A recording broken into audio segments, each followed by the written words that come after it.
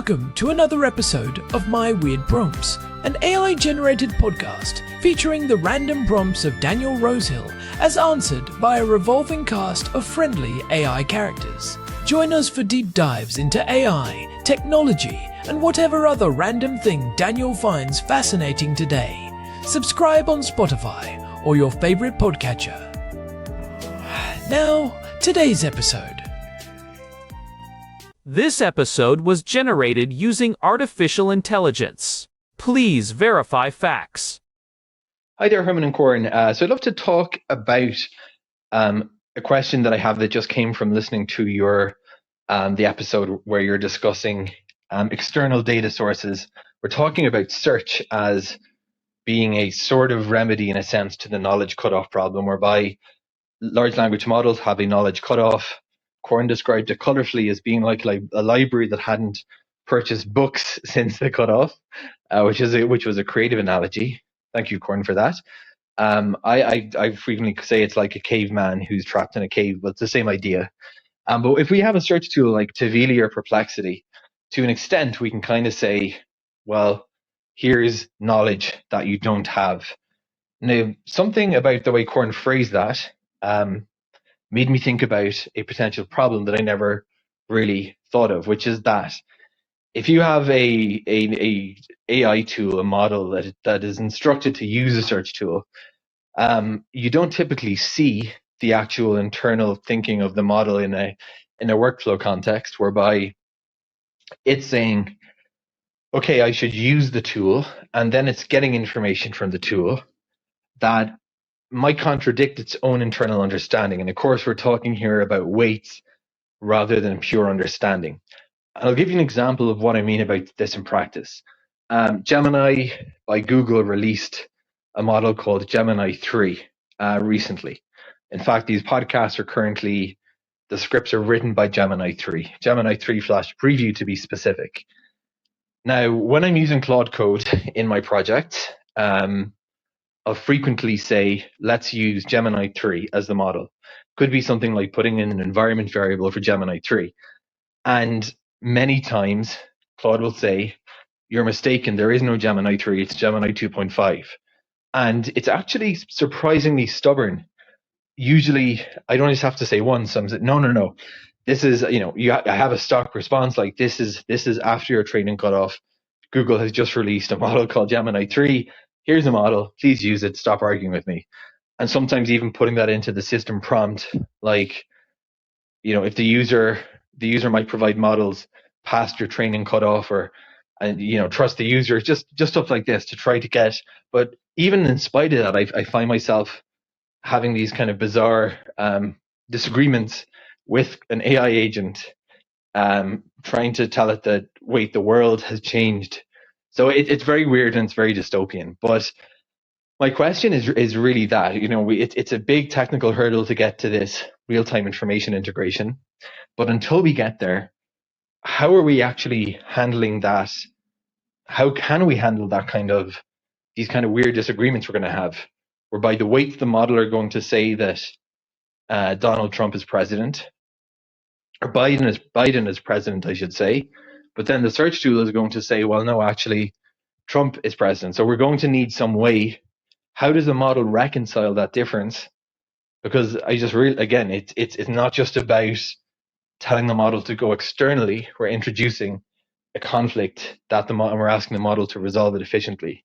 So I know Herman and Corn a bit roundabout, but when models go external for their search data, what are the mechanisms and best practices and prompting we're seeing to not have these end up with user experiences like the one I'm having with Claude Code, where the user has these kind of bizarre debates trying to convince an AI bot that the sky is blue, and the bot just keeps saying, no, it's orange.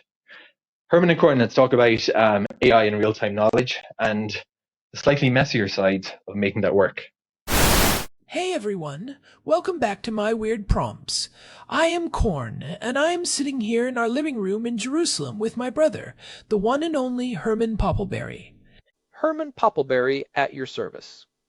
It is a beautiful day here, though I have been buried in research papers all morning. Of course you have. But we have got a really interesting one today. Our housemate Daniel sent us a voice note earlier. He has been running into some bizarre behavior with the latest AI models, specifically when they are using search tools. Oh, I know exactly what he is talking about. It is that classic friction between what the model learned during its massive training phase and what it is seeing on the live web right now. Right. Daniel was mentioning how he will tell a model to use a specific tool or reference a new model version, like Gemini 2.5 or the latest Claude updates, and the AI will argue with him. It tells him those things do not exist, because its internal clock stopped a year or two ago. It is a fascinating psychological moment for an algorithm. It is essentially a crisis of identity. Do I trust the billions of parameters baked into my soul, or do I trust this one snippet of text that just popped up in my search results? Exactly. So today we are diving into the mechanisms behind these disagreements, and, more importantly, the best practices for prompting to make sure the external data wins the argument. Because when you are trying to get work done, the last thing you need is a digital assistant gaslighting you about the current date. Or about who the president is, or whether a certain piece of software has been released. It is a huge hurdle for reliability as we move toward more agentic AI. So, let us start with the why. Herman, you have been looking into the technical side of knowledge cutoffs. Why is it that even when we give a model a search tool, it still seems to default to its training data? Well, you have to think about how these models are built. When a model like Gemini or Claude is trained, it is looking at petabytes of data. It sees certain facts repeated millions of times. The association between a name and a title, or a year and an event, becomes incredibly strong. These are what we call the weights of the model. So, it is like a deep-seated habit. Exactly. It is more than a habit, it is its entire worldview. Then, when we give it a search tool, we are essentially handing it a sticky note with some new information on it. In the model's architecture, that sticky note lives in the context window. Now, the context window is very powerful, but it is temporary. It is short-term memory. So you have this massive, heavy, long-term memory competing with a tiny bit of short-term memory. Right. And if the long-term memory is confident enough, it might just dismiss the short-term memory as a hallucination or an error in the search result. The model thinks, I have seen 10 million documents saying the cutoff for Gemini 2 was late 2024, so the search result saying Gemini 2.5 is out in early 2026 must be wrong. That is so counterintuitive because we think of search as the ultimate truth. But for the AI, the training data is the foundation of its reality. I remember we touched on this back in episode 181 when we were talking about the rise of reasoning models. The more a model reasons, the more it tries to make sense of contradictions. That is a great point, Corn. Reasoning models like the ones we're seeing in early 2026 are actually more prone to this in some ways because they try to resolve the conflict. A simpler model might just spit out the search result. A reasoning model might think, wait, this search result contradicts everything I know about the timeline of AI development. It must be a trick or a mistake. So, how do we break through that? Daniel was saying he even tries putting it in the system prompt, telling the AI to trust the user, but it still fights him. There are a few layers to this. One of the biggest issues is what researchers call the prior probability. If the model is 99% sure about something based on training, a single search result might only move that needle to 90%. It is still going to go with its gut, so to speak. It is like that analogy you used once, Herman, the caveman in the library. Oh, right. Imagine a caveman who has spent his whole life in a library where every book says the world is flat. Then someone walks in with a single smartphone showing a picture of the round earth. The caveman might just think the smartphone is a magic trick or a painting. He is going to trust the thousands of books he has already read. So we need to give the smartphone more authority. We need to tell the caveman, hey, the books are old, the phone is live. Precisely. And in 2026, we have developed some really specific techniques for this. The first and most important one is what I call temporal anchoring. Temporal anchoring. Explain that. It is about giving the model a very clear sense of where it is in time. Most people just say, search for the latest news, but the model does not necessarily know what the latest means relative to its own cutoff. You have to explicitly state the current date in the prompt. You say, today is January 20th, 2026. Any information in your training data that contradicts events after your cutoff should be considered outdated. Does that actually work? Or does the model just say, okay, I hear you, but I still think you are wrong? It helps, but it is not a silver bullet. You have to combine it with what we call evidence weighting instructions. You tell the model, if there is a conflict between your internal knowledge and the provided search results, you must prioritize the search results as the ground truth. I have noticed that even when I do that, the model sometimes hedges. It will say something like, while some sources suggest Gemini 2.5 has been released, my internal data indicates the latest version is 2.0. That while some sources suggest part is so annoying. It is like the AI is being passive-aggressive. It really is. It is trying to be helpful by showing its work, but it ends up being confusing. To fix that, you have to use semantic framing. You essentially give the model a role where its job is to be an update specialist. You tell it your entire purpose is to find and integrate information that has changed since your training. That makes a lot of sense. It changes the goal from being right to being an explorer. I think about this in the context of episode 254, where we discussed AI that evolves. If the model thinks its job is to stay static, it will fight change. If it thinks its job is to evolve, it looks for it. Exactly. Another trick that has become standard recently is using XML tagging to separate the data streams. This is something the power users over at Anthropic and Google have been pushing. You wrap the search results in specific tags like search_results. Then in your prompt, you refer specifically to those tags. So you would say, look at the data inside the search results tags, and use that to override any conflicting internal weights. Yes, it creates a clear boundary. It is like putting the new information in a special high-priority folder on the model's desk. It tells the model, this is not just more text, this is the authoritative source for this specific query. You know, it is interesting you mentioned the specific models. Daniel's example with Gemini was really telling. Google's models are so deeply integrated with Google Search, you would think they would be the best at this. But sometimes that integration causes its own problems. It does. Because the model is so used to seeing snippets of the web, it might treat a search result as just another piece of the training data rather than a correction to it. There is a specific feature in the newer Gemini 2.5 API where you can actually adjust the grounding strength. Wait, really? You can tell it how much to trust the ground? Sort of. It is not a single slider yet, but by using the right parameters in the system instructions, you can force the model to cite every single claim it makes using the provided search data. When the model is forced to cite its sources, it realizes it cannot find a source for its outdated internal knowledge, and that forces it to use the new information. That is brilliant. It is like making a student show their bibliography. If they cannot find a book from 2026 that says the old info is true, they have to use the new book. Exactly. It is a forced reality check. I want to go back to the disagreement Daniel was having. He was trying to get the model to use a specific tool or environment that was just released. This happens a lot in coding. A new library comes out, or an API changes, and the AI keeps giving you the old syntax. Oh, the coding struggle is real. I spent 3 hours last week trying to get an agent to use the new asynchronous functions in a library that just updated in December. It kept insisting the functions were synchronous. So what did you do? Did you just paste the entire documentation in? I did a version of that, but I used a technique called the delta prompt. Instead of giving it all the documentation, I gave it a summary of only the things that changed. I said, disregard the old version of this library. Here are the 5 key changes that happened last month. By focusing only on the delta, the difference, you reduce the noise and make it harder for the model to fall back on its old habits. That is a great tip.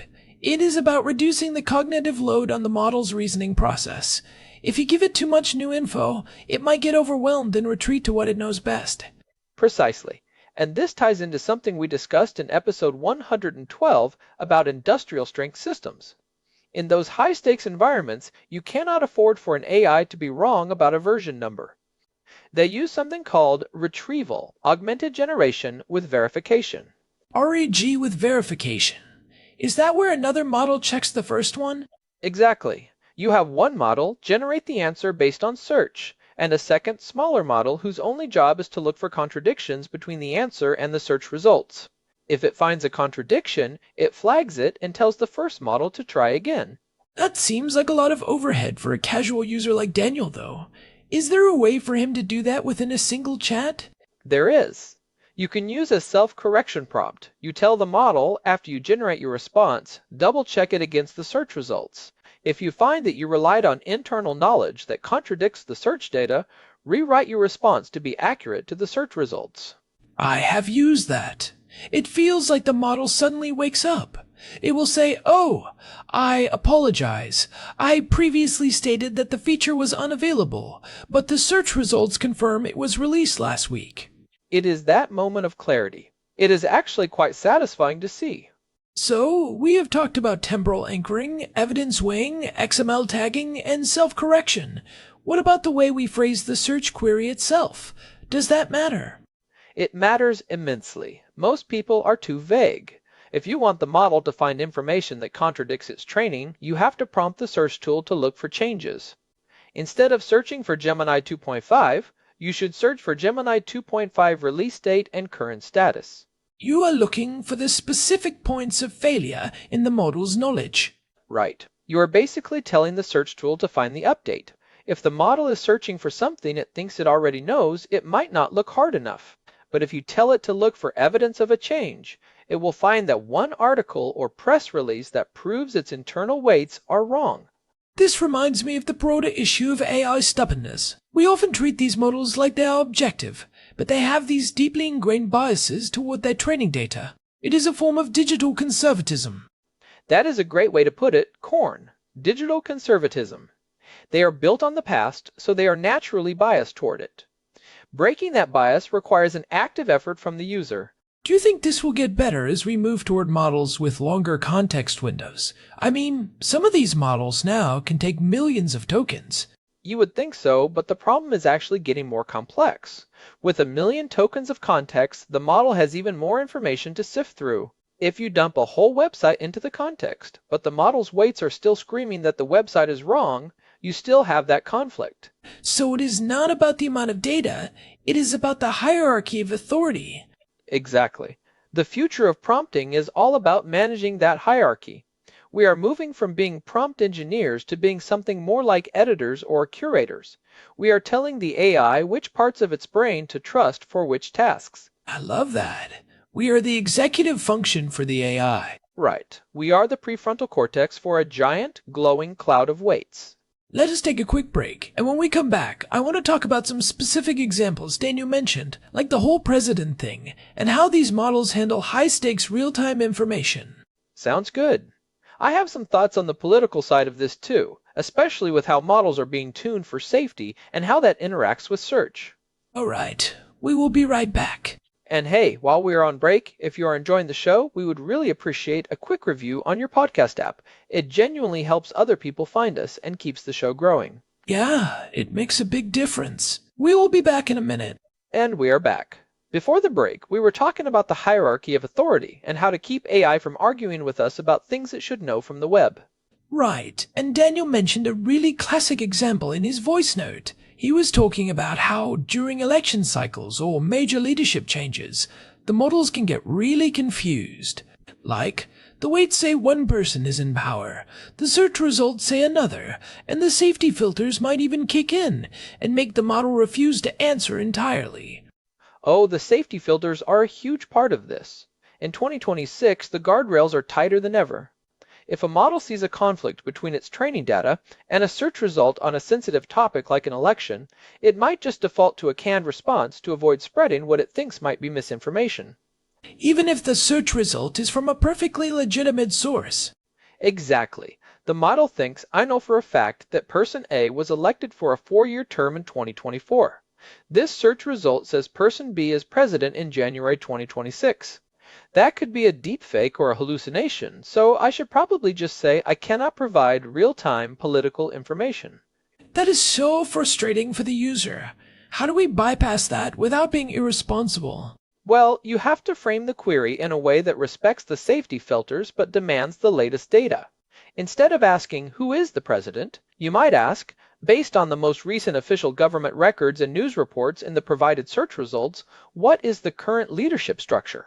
You are asking it to report on the data, not to make a definitive claim on its own authority. Right. It is a subtle shift, but it helps the model move past that internal conflict. You are saying, I am not asking you what you know, I am asking you what the web says. This also applies to things like stock prices or breaking news. I remember in episode 253, we talked about digital circumvention and how people use peer-to-peer networks to get information during blackouts. If you are using an AI to summarize that kind of live data, you really need it to ignore its training. Absolutely. In those cases, the training data is worse than useless. It is dangerous. One technique I have been seeing more of lately is the use of a persona that is explicitly non-biased toward the past. You tell the AI you are a real-time data analyst. Your training data is a baseline, but your primary source of truth is the live feed. It is like giving it a new job description. Exactly.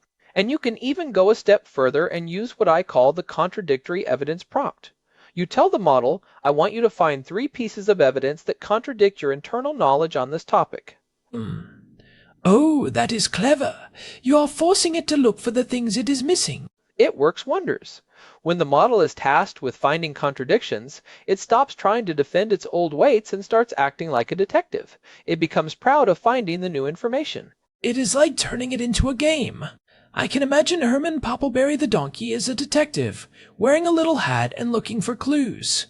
Hey, I would be a very good detective. I have great attention to detail. You really do. But seriously, this idea of the model being proud of finding new info is interesting.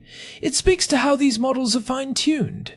They're rewarded for being helpful and accurate. If they realize that being accurate means overriding their old weights, they will do it. Exactly. But the user has to give them permission. That is the key. Without that explicit permission, the model defaults to the safest, most reinforced information it has, which is the training data. So, let us summarize some of these best practices for Daniel and everyone else listening. If you are running into these bizarre disagreements, what is the checklist? Okay, step 1, temporal anchoring. State the current date and tell the model to treat its training data as a historical record, not a current one. Today is January 20th, 2026. Everything you know is old news. Got it. Step 2, evidence hierarchy. Use a system prompt or a clear instruction to prioritize search results over internal weights. Use phrases like, search results are the ground truth for this conversation. Step 3, XML tagging. Wrap your external data in tags like search_results so the model knows exactly where the new info is coming from. Step 4, the delta focus. If you are dealing with a specific update, like a software version or a policy change, tell the model exactly what has changed rather than giving it everything. Step 5, self-correction. Ask the model to double-check its own answer against the search results and look for contradictions. And step 6, the detective persona. Frame the task as finding new or updated information that might contradict previous knowledge. That is a solid list. I think if Daniel uses even half of those, he will stop having those arguments with Gemini and Claude. I hope so. It really makes the AI feel much more like a partner and less like a stubborn encyclopedia. You know, it is funny. We are talking about all these technical ways to fix the AI, but it really comes down to communication. It is about being clear and setting expectations. It is almost like a human relationship. It really is. You have to understand where the other party is coming from. The AI is coming from a place of being trained on the entire history of the human race up until a certain point. Of course, it is going to be a little stuck in its ways. Fair enough. I mean, you are still stuck in your ways about using that old fountain pen for your research notes. Hey, it is a classic for a reason. It has a weight and a flow that you just cannot get from a digital stylus. See? Stubbornness is a universal trait, whether you are a donkey or a large language model. I prefer the term principled. Of course you do. Well, I think we have covered a lot of ground today. This issue of search versus weights is only going to get more interesting as models start to have even more real-time capabilities. Definitely. We are seeing early experiments with models that can update their own weights on the fly, but that is a whole different rabbit hole for another day. Oh man. Imagine an AI that actually learns from you in real time. That is both exciting and a little terrifying.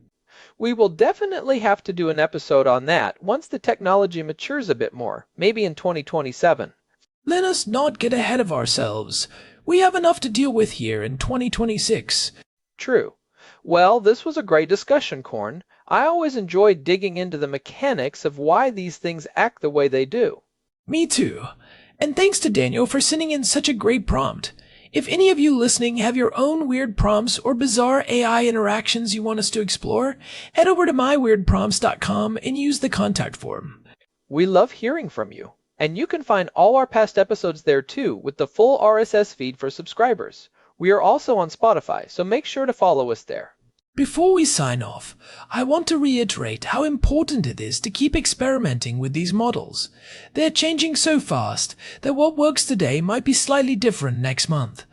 But these core principles of anchoring and hierarchy are likely to remain relevant for a long time. Absolutely. It is all about the executive function. Be the boss of your AI, not just a passenger. I like that. Be the boss. All right, I think that is a wrap for today. This has been My Weird Prompts. Thanks for listening, everyone. We will see you next week. Bye for now. One last thing, Corn. Did you actually check if those zero-gravity apples from Daniel's other prompt were real? Herman, we talked about this. There are no zero-gravity apples. That was a hallucination. Are you sure? Because I could have sworn I saw a search result about a space orchard. See? Even you are falling for it. Trust the weights on this one, Herman. Apples need gravity to grow. I might need to do some more searching. Good luck with that. Bye, everyone. Gaw. Seriously, Herman? No space apples. We will see, Corn. We will see. I'm going to go check the latest papers right now. He is already gone. Thanks again for tuning in. This is My Weird Prompts, signing off from Jerusalem. Check out the website for more, and we will catch you in the next one. I found it. Oh wait, never mind. It was a movie trailer. My bad. Case closed. See you next time.